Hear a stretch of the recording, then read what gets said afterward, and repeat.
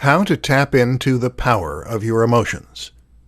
There are a number of science fiction tales that depict societies that have done away with emotion.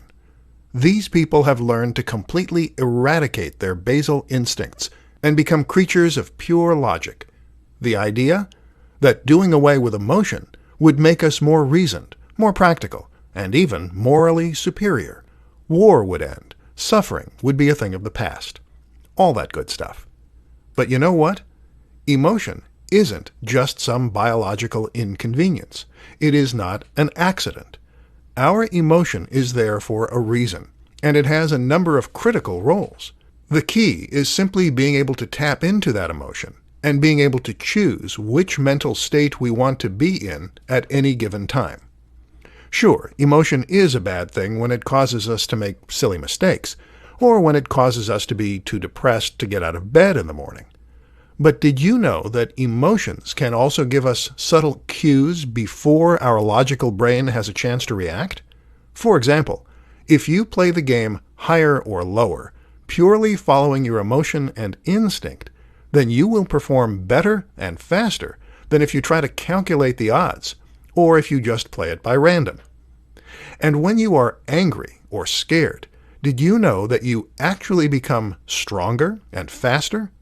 Adrenaline increases muscle fiber recruitment, which in simple terms means you tap into greater strength. All those emotions are there for a reason. Anger has a place. It gives you the courage to stand up for yourself. Fear has a place. It helps you avoid danger. The key to getting emotions under control and tapping into them as needed is to learn to focus. Focus on the things that bring you comfort, or the things that work you up. Need to tap into some reserves of strength, some latent energy? Remind yourself why this really matters, and then focus on that fact. Need to overcome your fear? Then focus on the comforting facts of the situation.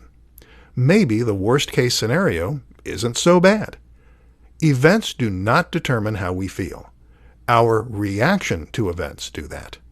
Our interpretation of events does that.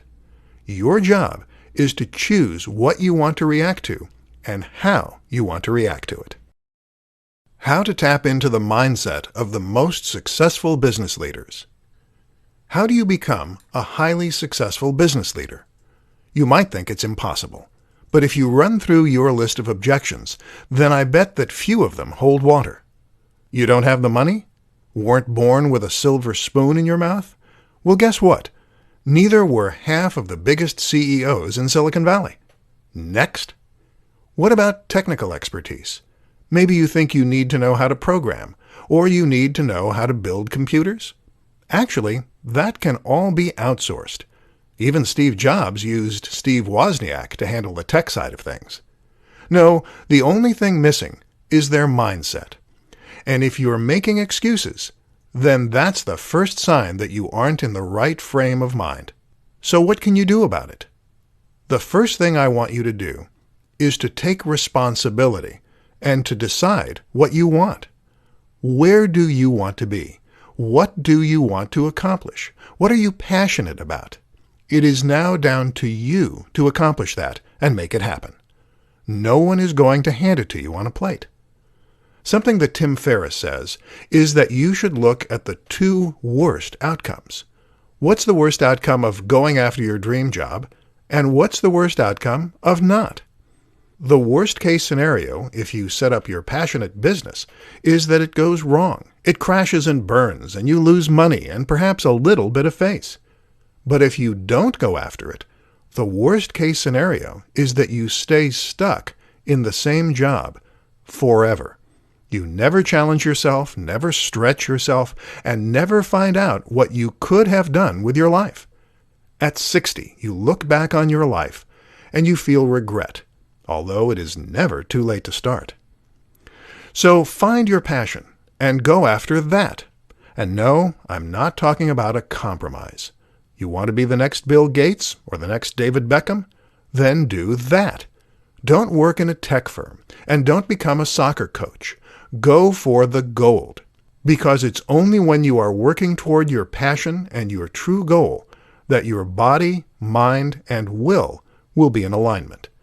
It's only then that you will come alive and enter a flow state, a state of mind where everything else seems to slip away and you can accomplish anything. How to stay calm in any situation. We all know people in our lives who are as cool as cucumbers. These are the people who never seem to get fazed by anything. No matter how the world is crashing down around them, they know just what to say and do, and they act as a calming influence on everyone around them. Then there are the people who get into a flap, who panic, and who shout. Guess who is the more effective in a crisis? Guess who makes the better leader? Guess who people look up to more? So, staying calm in any situation is an incredibly useful skill to have. The question is how you go about overcoming the all-too-human urge to lose it. In this presentation, we'll go over some simple steps you can take to keep your cool. Breathe. The first thing you need to do is to breathe. Recognize that the reason you're panicking is that you have gone into fight or flight. This is your body's physiological response to trouble, and it causes your heart rate to become elevated, your breathing to accelerate, and your mind to race. Not helpful. If you breathe, though, then you can regain your composure and fix your parasympathetic tone. In plain English, you can trigger your rest and digest state, which is the polar opposite of fight or flight. To get into this zone, you're going to use something called belly breathing. Breathe by expanding your gut first, and that way you can fill your lungs more completely, starting at the bottom. Breathe in and out for a count of 3 on each. Take a step back.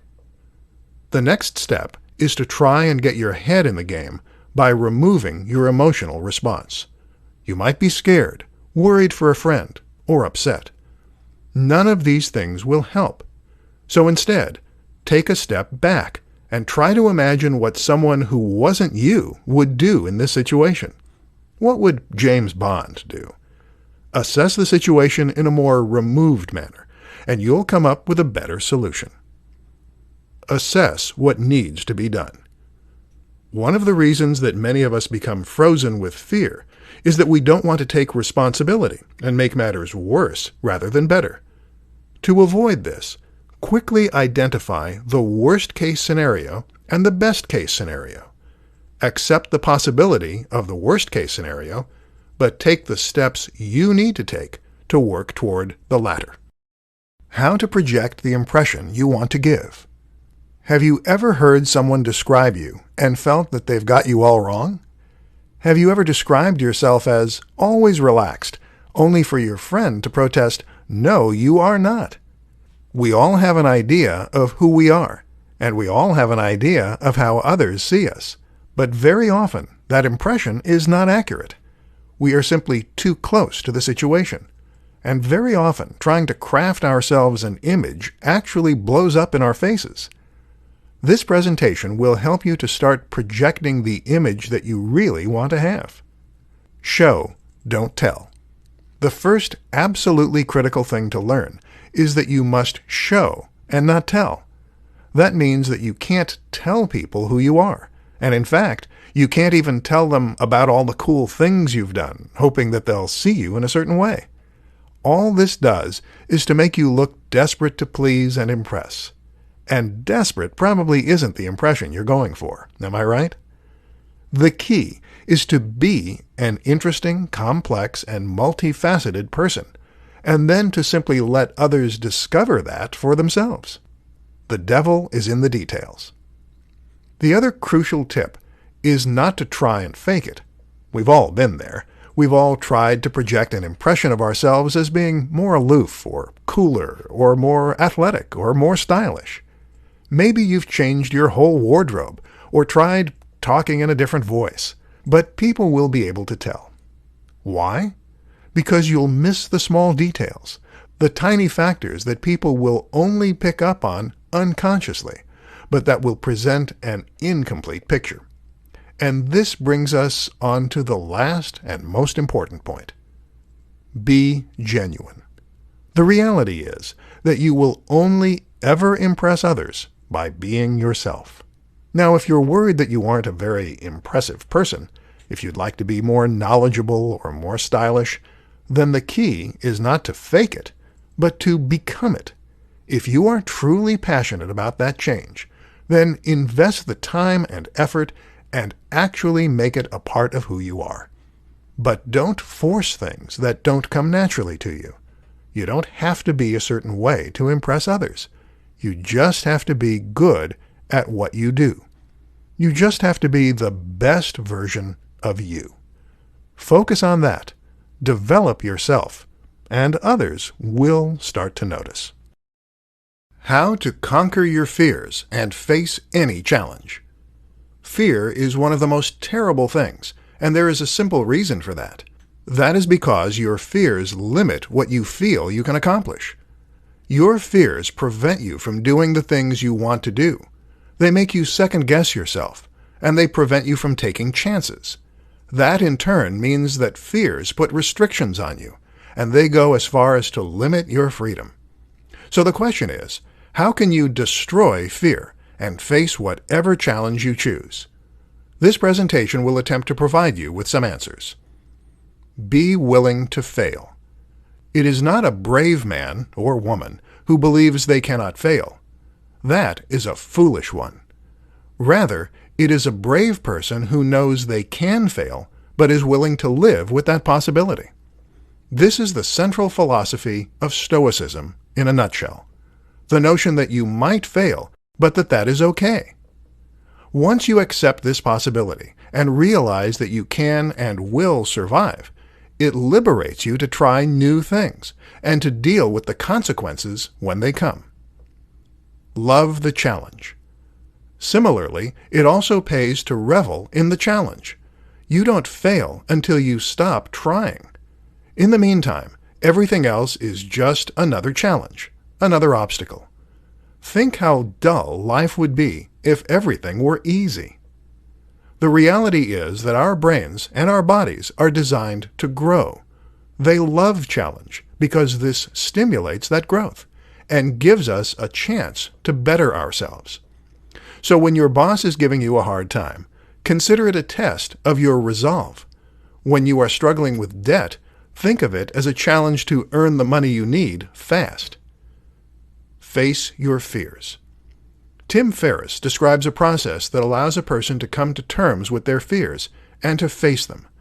This is called fear setting, and it involves writing down all the things you are afraid of on a piece of paper, and then writing down how you deal with each scenario and what the worst outcome of each case would be. So, if you are afraid of changing jobs, then maybe your fear stems from the fact that you might not like the new job, or that you might not be able to do it. But how likely is that really? You managed with the last one. You wouldn't have gotten the job if your employer didn't think you capable. And if that happened, wouldn't you just change jobs again? How to get more from life by changing your mindset. Most of us hold a huge selection of different limiting beliefs. These limiting beliefs pertain to who we are, to the amount of power and influence we have in our lives, and to the way we're supposed to act in the world. And without meaning to sound pro-conspiracy, a lot of this appears to be by design, a byproduct of the modern lifestyle that we have been born into. We grow up having certain beliefs about what is expected of us and who we are meant to be. And because we are never given an alternative view, we tend to just accept those views. For instance, you grow up believing that at the age of 18 or 21, you will finish your education and get a conventional job. You'll get married at 25 to 30, and you'll have 2.5 perfect kids. What you won't do is run away and join the circus, or decide to work online and to travel the world while you do, or to choose to delay having a family. We are taught to fear all kinds of things. We fear debt. We fear old age. We fear being alone. These fears keep us motivated. They keep us motivated to work those boring 9-to-5 jobs and not to leave work for something more fulfilling. We are taught to want things that we don't really need. How about a big house and a good title, so that you can impress other people? How about a widescreen TV and a huge amount of videos? Let's be honest. You can get all the entertainment you'll ever need from one old computer. And how much money do you really need to go traveling? Why does a title matter? Wouldn't it be more fulfilling to do a small job that you don't care about and to, meanwhile, chase after your dreams in your spare time? No answer is wrong. If you are happy with the conventional view of success, then that is fine. But the point is that you should expand your mind. You should open yourself to other possibilities, other routes, other ways to be happy. Don't be afraid. Don't let fear put you in a box or dictate what you're going to do with your life. And certainly, don't be dictated by the expectations of other people. You can do anything you want to do. The worst case scenario is not as bad as you think it is, and there is limitless possibility out there. 5 surprising ways the mind influences the body, and vice versa. It is a mistake to think of our mind and body as separate entities. The reality is that we are holistic machines, and that no aspect of our psychology, physiology, or biology can exist independently of the rest. Your mood is tied to your physiology, and your physiology is tied to your mood. This is part of what makes the mind so powerful. It controls not only our thoughts, but also our body. Here are some surprising examples. 1. Your mind can boost your immune system. If you are positive, jolly, and surrounded by people who love you, then you are actually more likely to overcome illnesses. It turns out that stress suppresses the immune system, whereas happiness hormones can reinforce it. 2. Stress changes your children. Stress changes your biology in many ways. It can even change the way that certain genes are expressed, and that means you can pass those changes on to your children. Surprisingly, if you are very stressed when you conceive, your children are actually less likely to be stressed in life. 3. You don't digest food properly. Stress causes a range of conditions, such as psoriasis. But did you know it also prevents you from properly digesting your food? This can actually lead to malnutrition, even if you are eating properly. 4. Your gut changes your mood. So your mood changes the way your gut behaves. But did you know that this relationship is a two-way street? You see, your gut contains nearly as many neurons as your brain, and the tiny bacteria that live there actually produce neurotransmitters that can affect your mood. This is why the gut is sometimes referred to as the second brain. 5. Embodied cognition. Embodied cognition is a recent theory in psychology that better explains the close link between the body and the brain. Previously, it was thought that the brain had its own internal language.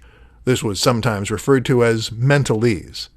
The idea was that whenever someone said something to you, your brain would translate that into mentalese so that you could understand it.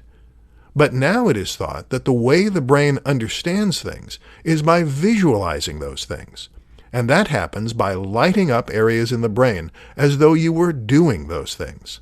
So if I told you about a walk I took through the woods, you might visualize yourself walking through the woods.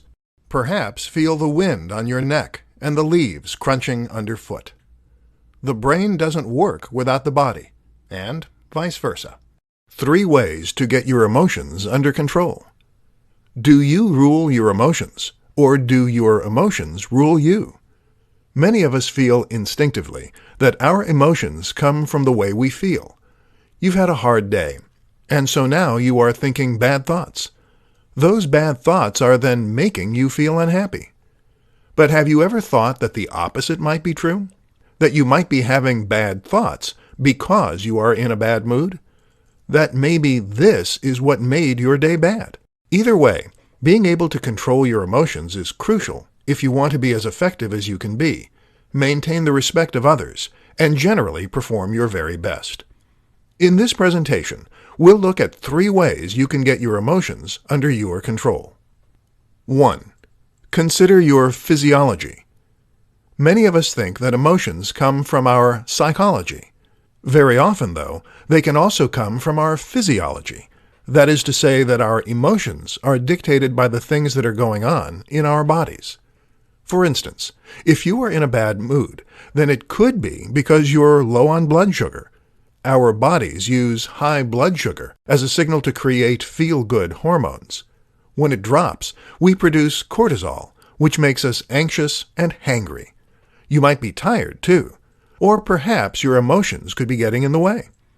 Either way, you need to consider the role of your physiology as well as the role of your mind. 2. Control your thoughts. That said, controlling your thoughts is also important. Techniques used in CBT, cognitive behavioral therapy, teach us to challenge negative thoughts and to even test our unhelpful beliefs. This means first identifying the things we think and the things that are causing our bad state of mind, and then asking whether those thoughts are true or useful. 3. Meditate. There are countless good reasons to meditate. One of the most important, though, is that meditation can improve your emotional control, your focus, and your discipline. This is literally a process that involves focusing your mind and avoiding distracting thoughts. And if you can do that, then you can avoid distracting emotions as well. In the short term, a bout of meditation is a great way to calm your racing mind. In the long term, it is a powerful tool for enhancing your emotional stability. Why the right mindset is the first step to accomplishing your goals.